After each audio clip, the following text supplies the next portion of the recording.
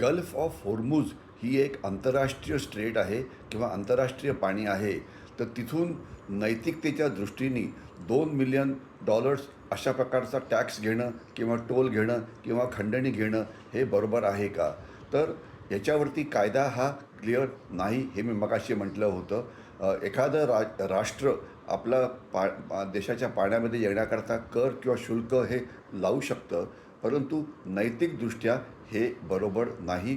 कारण कुठलीही राष्ट्र अशा प्रकारचा टॅक्स लावत नाही. म्हणजे आज अशा प्रकारच्या स्ट्रेट्स किंवा चोक पॉईंट्स किंवा अरुंद समुद्री मार्ग अनेक ठिकाणी आहे.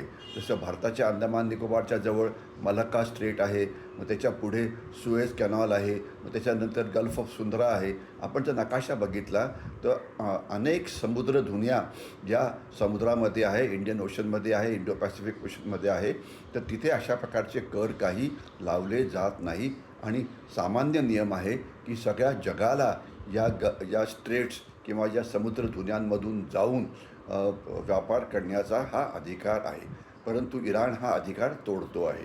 आता ज्यावेळेला धोकेदायक जहाजं जातात, तर त्यांच्यावरती इन्शुरन्स जास्त लागतं आणि त्यांना मग धोकेदायक भागामध्ये प्रवेश करावा लागतो. तर याचं सगळ्याचं भारताच्या दृष्टीने काय महत्त्व आहे, इतरांच्या दृष्टीने काय महत्त्व आहे? आता आंतरराष्ट्रीय कायद्याचं नियमन उल्लंघन होत आहे, याच्याविषयी काही मनामध्ये शंका नको.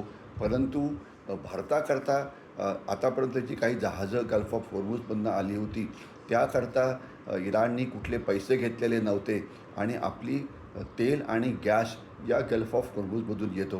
प्लस आपला जो व्यापार आहे, जो गल्फ कंट्रीशी होतो, तो इथून होतो. तर त्याच्यामुळे असं जर $2 मिलियन एवढं जर शुल्क लावलं, तर हे भारताकरता महागडं होईल. तर म्हणजे आपण याला एक नैतिकतेच्या दृष्टीने बघायला पाहिजे, दुसरं राजकीय दृष्टीच्या बाजूने बघायला पाहिजे. आणि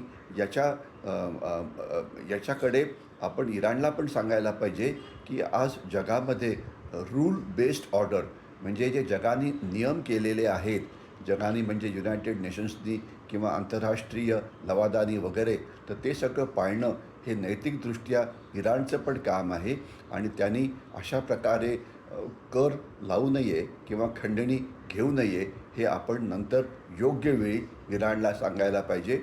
पण मांजराच्या गळ्यामध्ये घंटा आत घालायची का, हा प्रश्न आहे.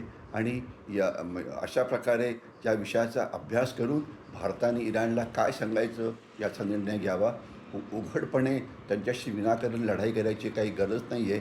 कारण आपल्याला जास्त महत्त्वाचं आहे की आपल्याला जी गॅस घेऊन जहाजं येतात, जी इराण आपल्याला अलाऊ करतं आहे, ती घ्यावी. कारण आपण आता लाँग टर्म कॉन्ट्रॅक्ट्स गॅस करता आणि तेलाकरता इतर राष्ट्रांशी करतो आहे.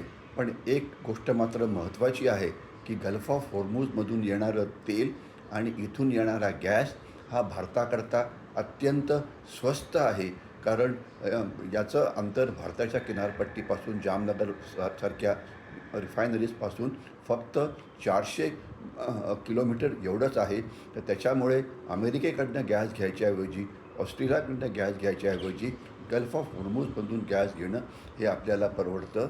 तर म्हणून सुसरबाई तुमची पाठ मऊ. तर त्या दृष्टीने राजनैतिकदृष्ट्या आपण चर्चा करावी इराणशी आणि त्यांना सांगावं की अशा प्रकारचा टॅक्स लावणं हे योग्य नाही. आणि जेवढा फायदा आपल्याला करून घेता येईल तेवढा फायदा या परिस्थितीमध्ये आपण करून घ्यावा.